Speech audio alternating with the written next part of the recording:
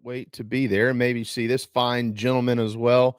Clark Cox, the Associate AD of Facilities at the University of South Carolina. Last time we talked to you, Coach Cox is what you go by. You got to unmute yourself there too so we can talk to you.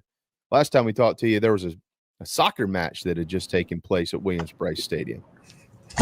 Yeah, it seems like in some ways it seems like it was just yesterday. Some ways it seems like it was 10 years ago. So much has happened since then. But yeah, that was a great experience. So as the world turns, it goes on, as a friend of mine used to say. It just goes on. So here we are. It's baseball season already. Crazy. I know. Well, I was up there last weekend and went out there and spent some time at the ballpark with Coach Maneri and Monty and walked around a little bit on the field. Went over to the softball field. I said it just a minute ago. I haven't been to every baseball stadium in the country, but I've been to a lot of them. Well, at least in our neck of the woods, right? There just isn't. There's nothing there's no surface that exists that's better than what the Gamecocks play on. Every single year, it never looks better. I mean, it's amazing. I don't know how y'all do it. Well, you're very kind. We take a lot of pride in it. We have a great staff. Tim Flanagan, who oversees our sport turf operations, and over at baseball, Justin Scurry and his guys. You probably met Justin before, and you'll be seeing him out there. They take a lot of pride in what they do, and the surface. And I mean, honestly, there's a standard that was set. And there was one guy who set that standard, and we're going to be honoring him this weekend. And, his expectation level was always very high to have things, all the best surface that we could possibly provide them. And so we've kind of carried that on throughout my time here. And, we're very proud of that fact. And all of our staff does a great job. And that doesn't happen without the support of the coaches and the administration.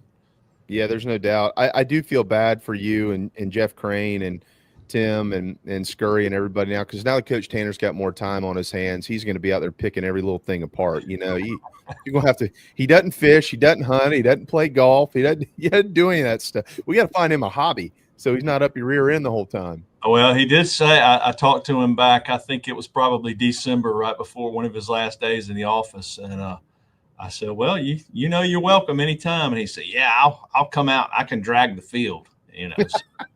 Hadn't seen it. He hadn't taken to me. I told him, I said, hey, that's fine. Come on. So, I don't think he's done it yet, but don't be surprised if you don't see him out on the drag one day, just riding around in circles on the infield. I'd put him out there in the 5th inning with the hand drag. Well, we might can work that out too. I don't think he's going to do that. Yeah. I could see Coach Tanner on the drag. That's how you start when you're a baseball coach, at the high school level, or that's what you do. You're the drag guy. Nobody could do it better than you. You know what it looks like and feels like, and you want it to be perfect.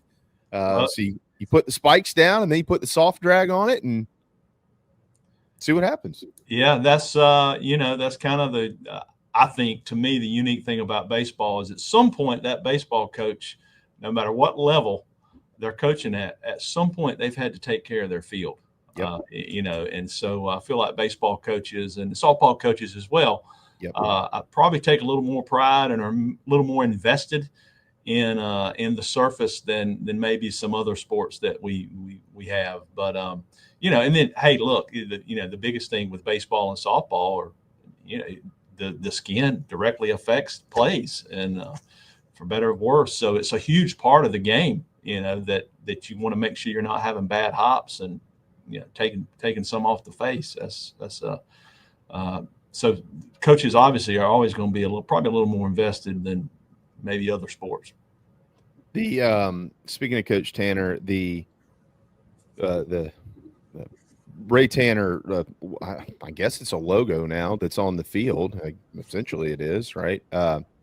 Who designed that? We actually kind of had a little group, athletic department, and within the department, I'm not exactly sure, but someone in the Gamecock Club, I think, came up with that. We have been having some conversations about what's the best way to get that look on the field. get that logo out there. It's a great logo. It turned out great.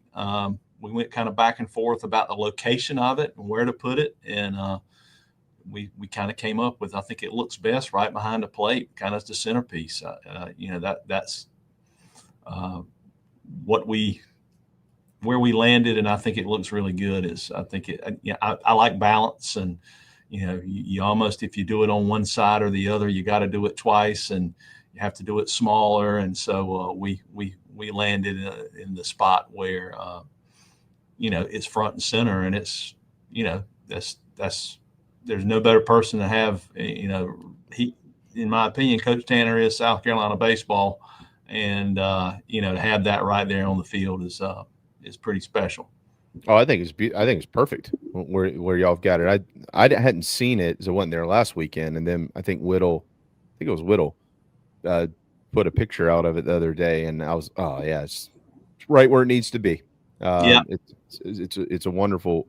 Is there anything else at Founders that'll be new this year? It was kind of we didn't really have a whole lot of projects that happened this year over at the stadium. Obviously, we've been real busy cleaning and, painting and things like that we're trying to make sure that the ballpark looks its best. It's hard to believe, but, that ballpark is we moved in there. I think the first season was 2009.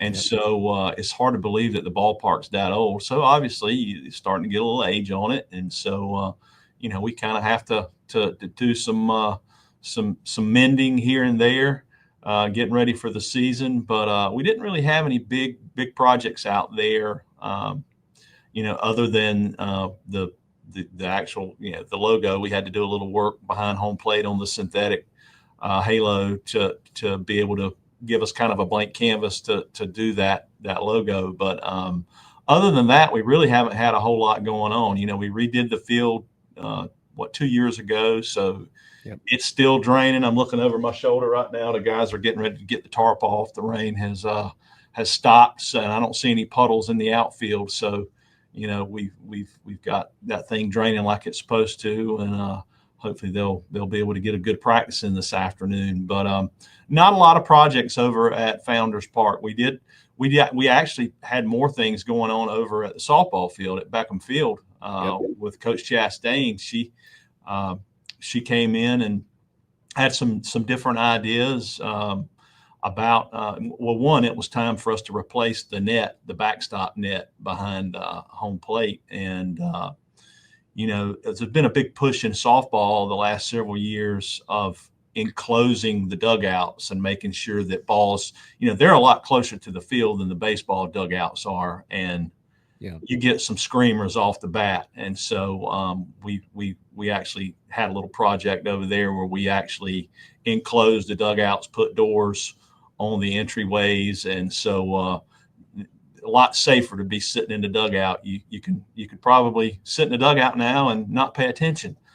You couldn't do that before. You better have your eyes on the field at all times, or you might be in trouble if you have a slap foul ball over there. But we had probably that, a couple of, of course, then we had to pad it, the railing and things. So more projects over at softball, and that was what a great weekend for them last week. Getting off such a great start. They had great weather. It was unbelievable last week. So we're excited about the start that they've had as well. Yeah, I was going to mention that, and I'm glad that you brought it up because it did look spectacular. I did notice the dugouts being enclosed now, and you're right. Your day could go from good to bad in a hurry if you weren't paying attention in there before. But it does look wonderful. And Ashley, just real quick on her, Ashley's the best. She's the best. She not only bleeds garnet and black as we know, but it's like there's two Ashleys. She's one of the sweetest people. She's on the field. That's a tough nut to crack, man. I mean, it's kind of no holds barred out there for her, and it seems like that she's walked in here, as you just pointed out a moment ago, with her own ideas, and it does remind me a lot of Coach Tanner. It was like, this is what I want this place to look like. This is mine, and this is what I want it to look like. Yep. Yeah, that's a great point. I think all new coaches, especially when they come in, I mean, we see it all the time. When a new coach comes in, they want to put their stamp on the program, and she's certainly done that with some of the things. Not huge, big things. Just some little things. And so, I couldn't be more excited about the start that she has. I'm hoping that I'm hoping the weather's good this weekend because they've got another tournament this weekend as well. So we got a lot going on from the stick and ball sports this weekend, and hoping this weather's going to cooperate with us maybe a little better than the forecast is showing right now. Yeah, I think you're going to be okay. It's improved dramatically. Georgia State tonight at 6:00 in the Carolina Classic over at Beckham Field, and then tomorrow at 3:30. Of course, you got baseball going on, so it's a little crossover there. But that's also Georgia State, and then Friday, Saturday they'll take on Miami of Ohio. Friday night at 6 or that's a double dip tomorrow. Okay, I got my days confused here. 3:30 tomorrow.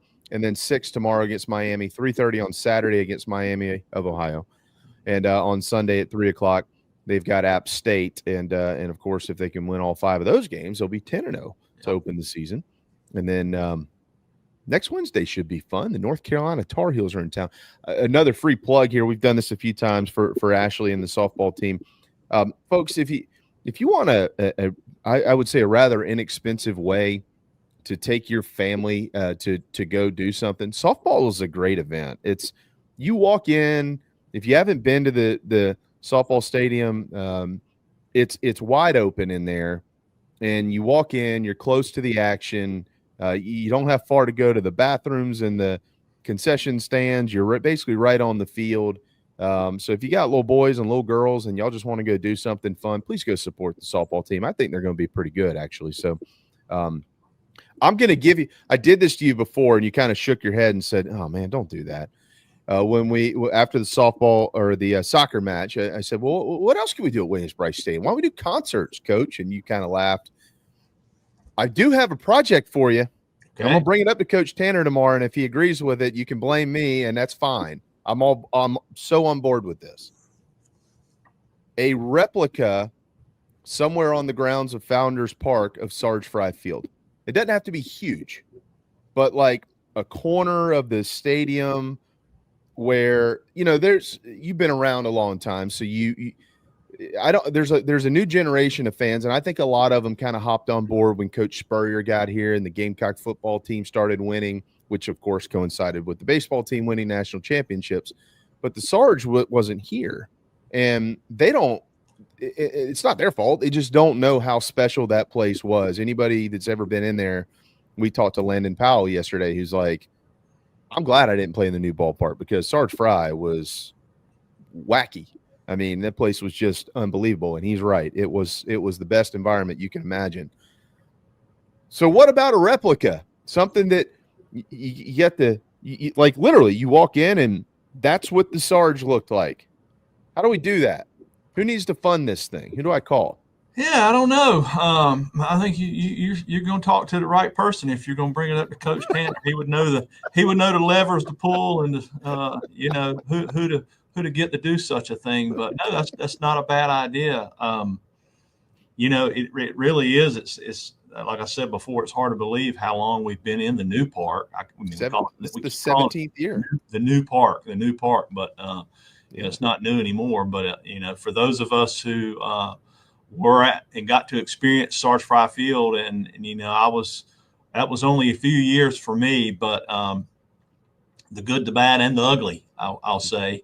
It was a unique place, special place to watch college baseball, and so there might be some. I don't know what you could do to kind of bring part of that over here. I don't know if we railroad tracks or a train horn, with the guys the trains that used to ride by in right field and sometimes stop and watch an inning of baseball and blow the horn if somebody hit a home run. We might metal walls. Yeah, the metal wall that had dents all over it, because I think the team used to, before Billy, when he was working them out, I think they would always run to center field and they'd all jump up against the wall, and it was a great play. I actually heard Landon talking about some of the things yesterday. I guess it was yesterday when he was talking about draining the field, or I guess that was the Valentine's Day that Coach Tanner ruined for all the girlfriends that year. But yeah, we have done. He was not being. He wasn't exaggerating when he said we used to dig holes out there and put sump pumps in them, and to try to move the water out of the park just so that we could get a game in that day. There was not going to be we were not going to postpone a game. Coach Tanner was not going to miss a whole lot. So I don't want to bring those things back.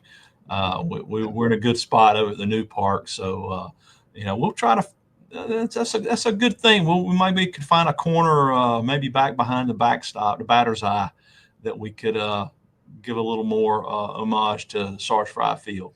Yeah, like some sort of a plaza. I mean, literally a replica of the field would be awesome. I mean, that the moments that were in there. I wouldn't imagine that your staff, but in particular the guys that work on the field every day, like Justin Scurry and those cats, if they looked out, in right center field this afternoon and saw Ethan Petrie digging a hole into the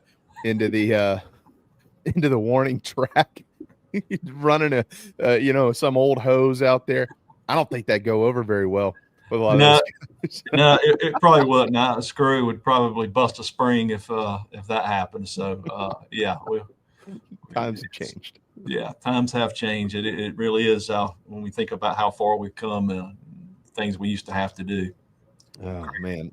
I want to keep you around just for a little bit longer if you don't mind. I got to hit a timeout in just a second, but before we get there, I want to ask you about working with Coach Maneri. How's that been? It's been great. I have not had the interactions with him that I would like to have had, because Tim and Justin and those guys have had more interaction than I have with him, which is typical. They're on the field every day. They're having those conversations with him, but I knew Coach Maneri. I had some interactions with him back when he was at LSU. In fact, we had I can remember one particular rain delay. It was a decision back when we were playing them, I think on a Thursday night for some reason, and Coach Tanner and Coach Maneri and myself were holed up in Coach Tanner's office in the bowels of where there's no windows, so everything is you're looking at the radar, and just nice guy, first class guy. But I remember that night and how cooperative he was with us, and funny story, we ended up banging the game because we thought it was going to rain all night. And Coach Tanner walks out with Coach Maneri to walk to the bus with him, and he comes back in. I'm still looking at the radar, and as I'm looking at the radar, it's one of those deals that looked like you were socked in, but like in that moment, you started seeing like on the next loop. And it didn't, in those days, we didn't refresh like every minute. The thing refreshed like every 5 minutes. And you started, before Coach came back in the room, I started to see like, this thing looks like it might be shrinking. Well, he comes in and he was like, "What's going on?" He said, "It ain't raining no more." And I'm like, well, I don't know. And anyway, we made the decision then. We sent everybody home. We sent them off. And as we sat there a little while longer, this rain just kind of started dissipating. And boy, I could just tell Coach Tanner was just so disappointed that we had missed an opportunity. We should have, he was always wanting to wait it out. And that night we just kind of came to the conclusion that let's not wait it out. But, I think he even called me on the way home and he was like, "Man, we kicked that one. I mean, we should be playing right now." So that was my first time meeting with Coach Maneri, but he's been great. I mean, he's, in some ways, he reminds me of Coach Tanner. I guess they're kind of from the same era of coaching, and they're it's been great so far. He's very much a communicator. That's one thing that I know from talking to Tim and Justin. They are aware of everything that's happening, and he's very organized and is big on everyone else knowing what's going on, when it's going on, and how it's going on, and what his expectations are. And so that's to me, that's a great thing to see in a head coach. Yeah, there's no question. Phil, I tell you what, we'll adjust the break schedule. I know he can hear me, so we'll adjust that. I don't want to lose time with you, Coach. Yeah, the attention to detail is what is really, I feel like, popped to me, which is exactly like Coach Tanner. Tomorrow, we will be at the ballpark from 10 a.m. until 2 p.m. For the morning show and the show. Coach Maneri will join us right at the top for those that will be able to watch or listen. He'll be there with us at 10 o'clock. He'll be followed by Monty Lee. Whittle will be in tomorrow. Stuart Lake will be up in the booth with us tomorrow. Coach Tanner is going to spend about 20 or 30 minutes in the booth with us tomorrow as well. Mike Cisco, Justin Smoke, Blake Cooper, Drew Meyer will all be on with us tomorrow. We might get an appearance from Jim Toman tomorrow. Wow. I hope we do. I know he's going to be there. I think we're going to be able to pull that off. Grayson Griner will be upstairs with us tomorrow. And Colt Messina is scheduled to be, but he's come down with the flu. So I said, you ain't getting in the booth, brother. You can, we'll get you on the video. But so it's going to be an outstanding lineup of people tomorrow to celebrate Carolina baseball and Coach Tanner this weekend from 10 a.m. until 2 p.m. On our program. Coach, want to, I'm not sure how much of this we'll really get into because it is really a foggy conversation to have right now. But clearly fans are excited about the future of Williams-Brice Stadium. Some movement has been happening there with the selection of the world's top architecture firm. They've worked on everything from Yankee Stadium to the Chiefs and all kinds of places all over. So is there anything that you can add as far as like what's going on inside the university, the administration? Obviously, Jeremiah Donati now getting his feet wet with this project that has been in the works for quite some time, as far as where things stand and how quickly they're moving and what direction that might seem to be. Yeah, I don't have a whole lot I could share with you. Really more than what you already know. I will say, obviously, you mentioned that Populous is the architectural firm that has been. We've gotten them working with us. They are world renowned. They are, when you think of them, they're the gold standard for stadium design, and so there's probably not a more qualified group in the world to do and to analyze this thing and figure out what we need to be doing and then go design it and make it happen. So they're on board. We've had some meetings with them. They're looking into, what is the best direction to go. I think there'll be some things soon that will be released that hopefully, I don't know the exact timelines, but we want this thing to happen, in a timely manner, so we can, obviously there's whatever happens and wherever or whatever the project is here, it's going to take some time, and then you have to try to work those things around the football season. So the quicker we can get the design part of it done and get the plans laid out for staging and how that construction looks, the better. So we're all very excited about it. I can tell you that it's going to be a great project. It's really going to help USC athletics. Just university wide, really. This is one of those things that the goal is to. It's going to benefit everyone with the university. And so we're excited about it. It's going to, I'm sure from our end and from the operations side of things, it's going to be, it'll be a little, there's going to be some, growing pains construction is always difficult. There'll probably be some things that, as much as we try to have things and get things accomplished in an off season, there may be times. I mean, I've been involved with a lot of projects where there may be, some growing pains even for our fan base. If we don't get something, the goal would be that no one ever experiences those. But it's a big project, so from our end, especially, day to day, there's a lot of when you're talking about having to tear things down, because you're going to have to tear some things down to rebuild. It's always trying to figure out how we operate while all that's going on, because we do have events here at the stadium. We have rentals in some of our premium spaces that we rent those for parties and events and things. And so it'll be interesting to see how whatever this project, whichever direction it goes, how it affects all those things from our end and how we navigate that. But we're looking forward to it. Its progress is exciting, but it's work too. So we're looking forward to that. But probably didn't tell you a whole lot that you don't already know. But yeah, it's coming. Keep your eyes open. I think you'll probably be some things hopefully soon, that some more information to share.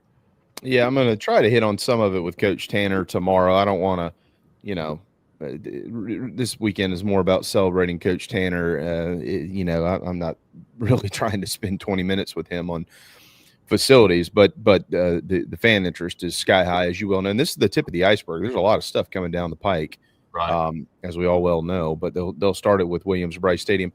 The populace. My understanding of this is they chose South Carolina. It's not like the Gamecocks were out. I mean, obviously you have to do your due diligence, but this group really wanted to work on this project. Yeah, from my understanding is, we had several qualified big time.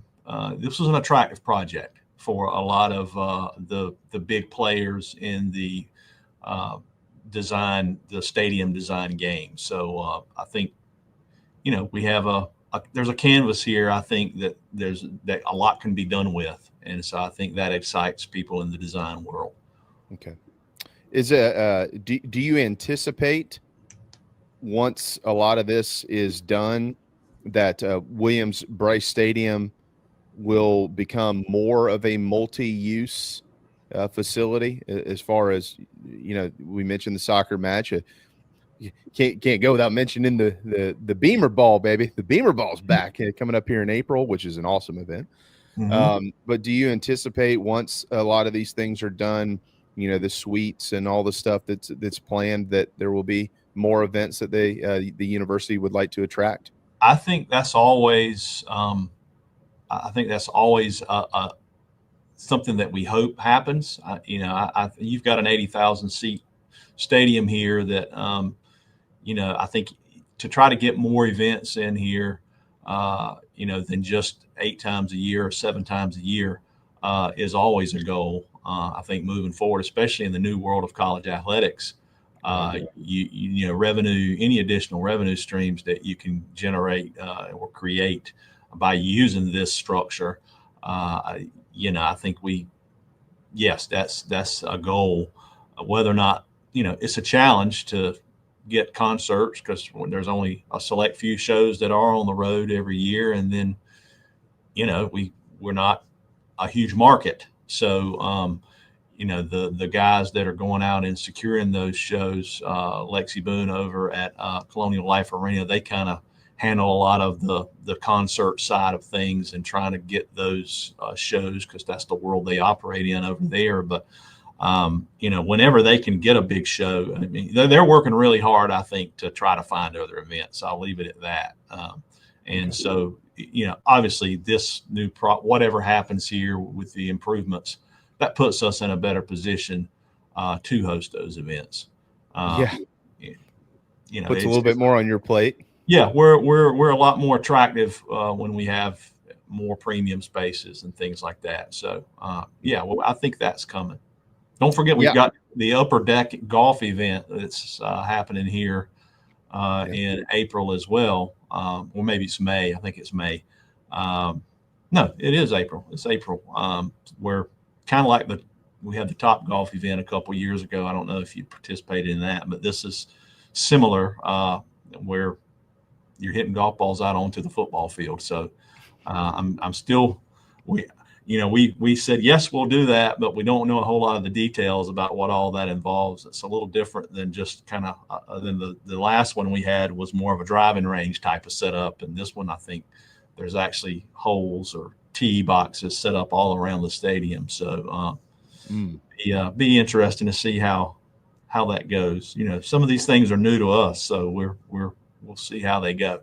I'll put some money on Shane Beamer wanting to get up there and knock a couple around. That'll be perfect timing for him to get in. He doesn't even have to leave the facility to play golf. It's going to be wonderful for Coach. Yeah. So, there you go. That's spearheaded by Coach Beamer. Coach, before we get you out of here, a very interesting. I got to pull this up and actually put it on my phone here so I can read it. An interesting article came out yesterday, and it was quoting Greg Byrne. This was published from ESPN, but Greg Byrne, who's the AD at Alabama, was asked about field storming. Of course, Alabama was on the wrong end of that this past football season up in Nashville, where all 500 or so of their fans ran onto the field. But the AD says, I truly believe it. If we said that the home team, if they storm the field or storm the court, they're going to lose the game right then and there. That'll stop it. Make them forfeit the ball game. It's hard for me to, ask I guess we all have an opinion on whether that's right or wrong, whether you're a coach or not, or an AD or not. But the field storming stuff, we've seen more of this across the country. It's become a trend, and obviously we've had that hit home at the University of South Carolina in the last few seasons, Tennessee and A&M, et cetera, et cetera. When you see 10, 15,000 people piling onto the turf at Williams-Brice Stadium, what goes through your mind? Well, from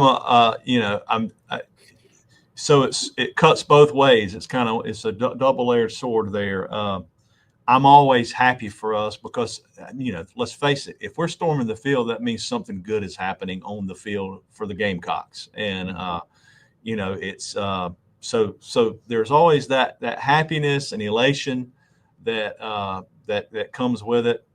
But then my other side of my brain kicks in, and it's like, okay, what kind of damage is this going to cause, and how the hell are we going to fix it?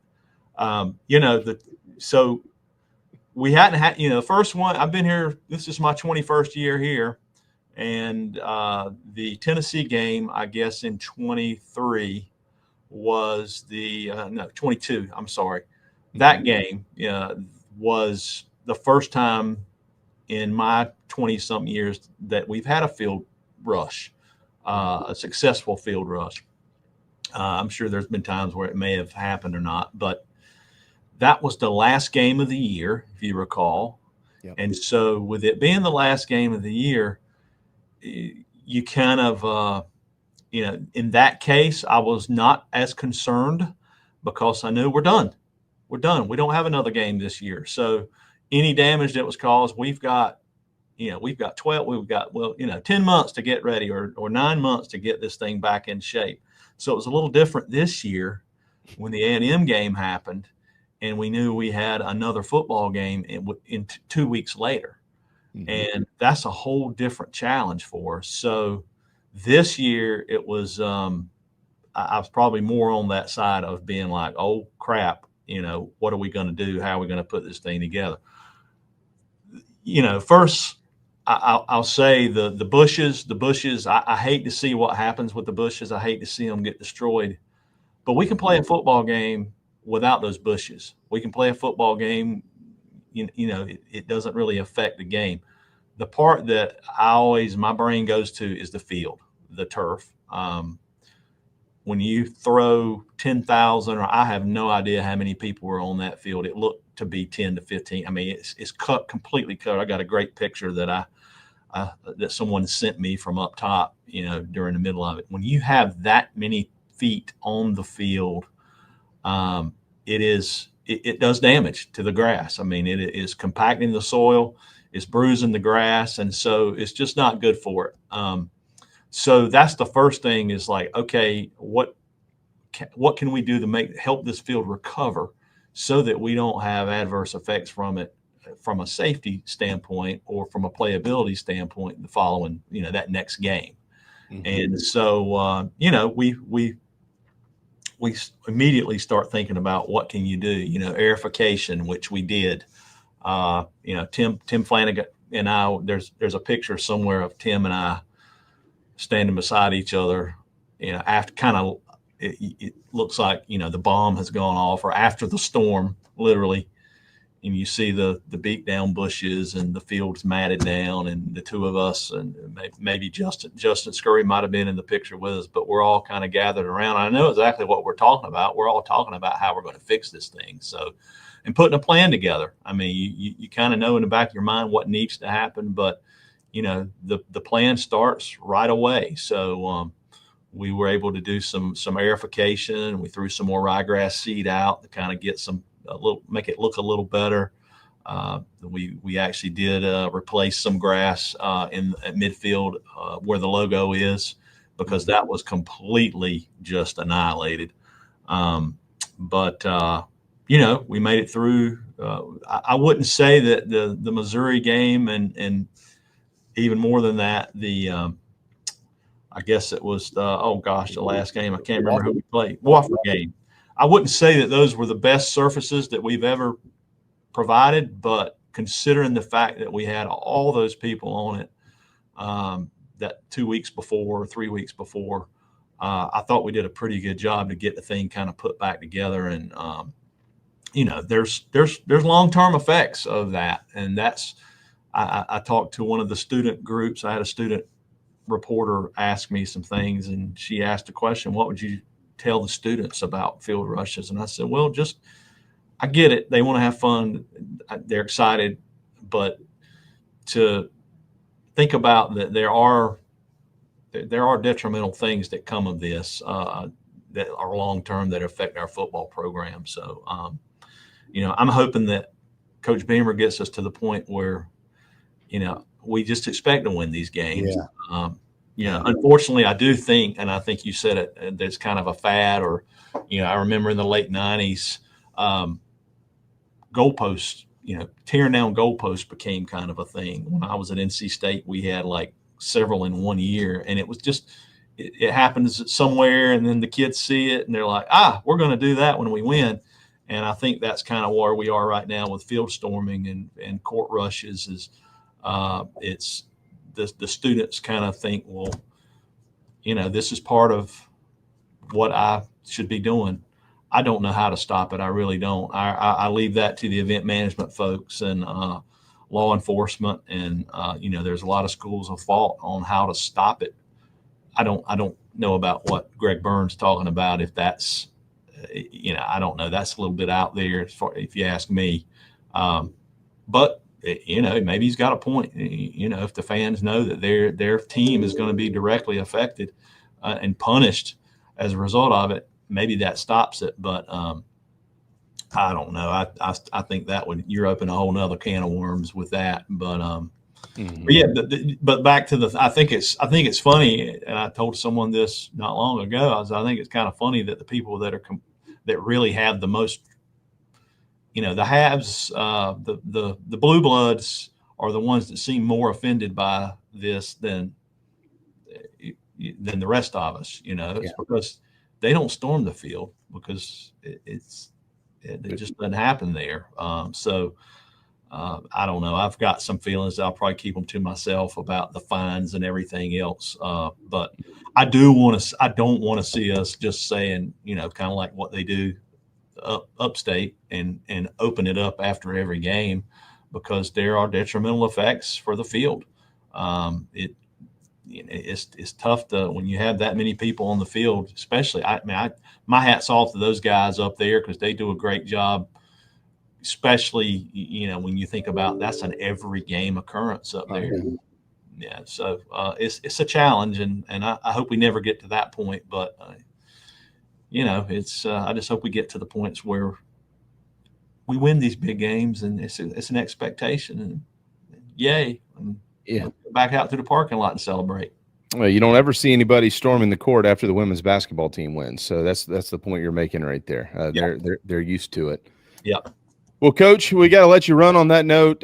Sure hope we get to see you tomorrow. I know you'll be hanging around, so I'll try to get up and see you guys. I will say, make sure you ask Blake Cooper about his grounds crew experience. Okay. He is he's one of our he's Coach Tanner used to have he'd call up, it seems like every summer, and say, I got a couple guys that need a couple hours of work, and we'd hire some guys, and some worked out, some didn't work out. But Blake was the all-star. He's on the all grounds crew, all baseball player team at the University of South Carolina. He would be in the Hall of Fame for how good he was as a player and a grounds crew member. So make sure you ask him about his experiences.